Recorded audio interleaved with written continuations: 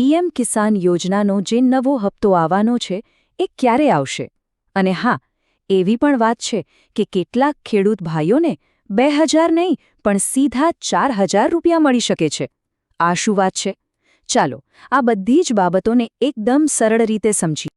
તો સૌથી પહેલાં તો એ વાત કે પીએમ કિસાનનો 21મો હપ્તો મોટાભાગના ખેડૂતોના ખાતામાં જમા થઈ ગયો છે. એ કામ તો પૂરું થયું. એટલે હવે સ્વાભાવિક છે કે બધાની નજર છે આવનારા હપ્તા પર, એટલે કે 22મા હપ્તા પર. તો હવે મૂળ સવાલ પર આવીએ. 21મો હપ્તો તો મળી ગયો, પણ હવે આ 22મા હપ્તાની રાહ ક્યારે પૂરી થશે? ચાલો એ જ જાણવાનો પ્રયત્ન કરીએ કે પૈસા ક્યારે આવી શકે છે. પણ જુઓ, સીધા તારીખ પર જ જઈએ એ પહેલાં ચાલો એકદમ ફટાફટ આ યોજના વિશેની 2-3 મુખ્ય વાતો ફરીથી જોઈ લઈએ, જેથી આગળની બધી વાત બરાબર સમજાઈ જાય. જુઓ, પીએમ કિસાન સન્માન નિધિ યોજના છે ને, એ લાખો ખેડૂત પરિવારો માટે એક બહુ મોટી રાહત જેવી છે. એનો હેતુ એકદમ સીધો અને સરળ છે. ખેડૂતોને ખેતીના જે નાના-મોટા ખર્ચા હોય એમાં થોડી મદદ મળી રહે, એટલે કે સીધી આર્થિક સહાય. આ યોજનામાં થાય છે શું? તો કે સરકાર દર વર્ષે ટોટલ 6000 રૂપિયાની મદદ કરે છે. પણ આ 6000 રૂપિયા એક સાથે નથી આવતા. એને 3 ભાગમાં વહેંચી દેવામાં આવ્યા છે, એટલે કે 2000 રૂપિયાના 3 હપ્તા, જે સીધા જ ખેડૂતોના બેંક ખાતામાં જમા થાય છે. ચલો, તો હવે એ સવાલ પર આવીએ જેની બધા રાહ જોઈ રહ્યા છે.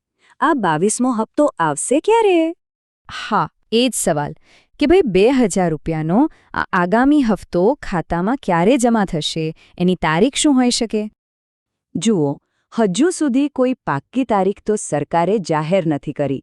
પણ જો આપણે જૂનો રેકોર્ડ જોઈએ, એટલે કે પાછલા વર્ષોમાં પૈસા ક્યારે આવ્યા છે એ જોઈએ, તો એક અંદાજ લગાવી શકાય.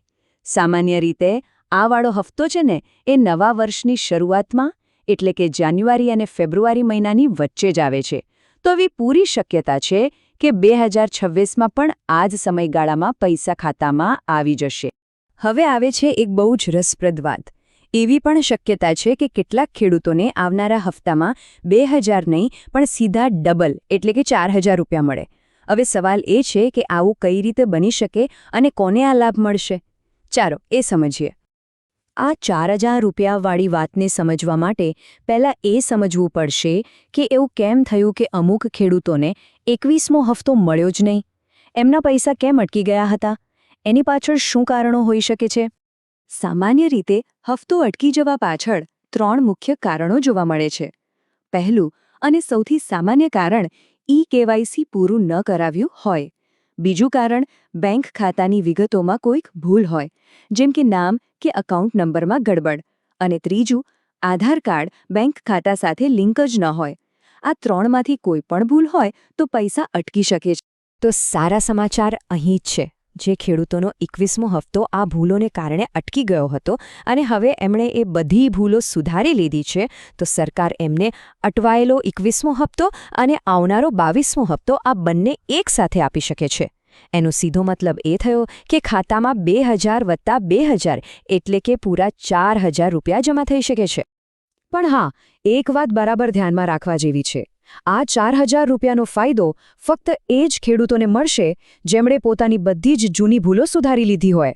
મતલબ કે હવે જો એમની બધી વિગતો એકદમ બરાબર હશે, તો જ જૂનો અને નવો એમ બંને હપ્તા એકસાથે આવશે. તો પછી હવે સૌથી અગત્યનો સવાલ કે આપણો હપ્તો આવશે કે નહીં? કે પછી આપણી વિગતોમાં કોઈ ભૂલ તો નથી ને? એ ઘરે બેઠા કેવી રીતે ચેક કરી શકાય? ચાલો એના એકદમ સહેલા સ્ટેપ્સ જોઈ લઈએ. આ પ્રોસેસ એકદમ સહેલી છે. જુઓ, સૌથી પહેલાં તો પીએમ કિસાનની જે ઓફિશિયલ વેબસાઇટ છે એ ખોલવાની. ત્યાં નો યોર સ્ટેટસ એવું એક બટન જોવા મળશે. એના પર ક્લિક કરવાનું. પછી જે તે ખેડૂતનો રજિસ્ટ્રેશન નંબર અથવા આધાર નંબર નાખવાનું. સ્ક્રીન પર એક કોડ દેખાશે, એને ખાનામાં ભરી દેવાનો. અને બસ એટલું કરતાં જ અત્યાર સુધીના બધા હપ્તાની પૂરી વિગત સ્ક્રીન પર આવી જશે. તો આ બધી માહિતી જાણ્યા પછી એક કામ કરવું બહુ જ જરૂરી છે. આજે જ ઓનલાઈન જઈને પોતાનું ઈ-કેવાયસી અને બેંકની વિગતો ચેક કરી લેવી જોઈએ. બધું બરાબર છે કે નહીં એની ખાતરી કરી લેવાની, જેથી આવનારો હપ્તો સહેજ પણ મોડો ન પડે અને સમયસર ખાતામાં આવી જાય.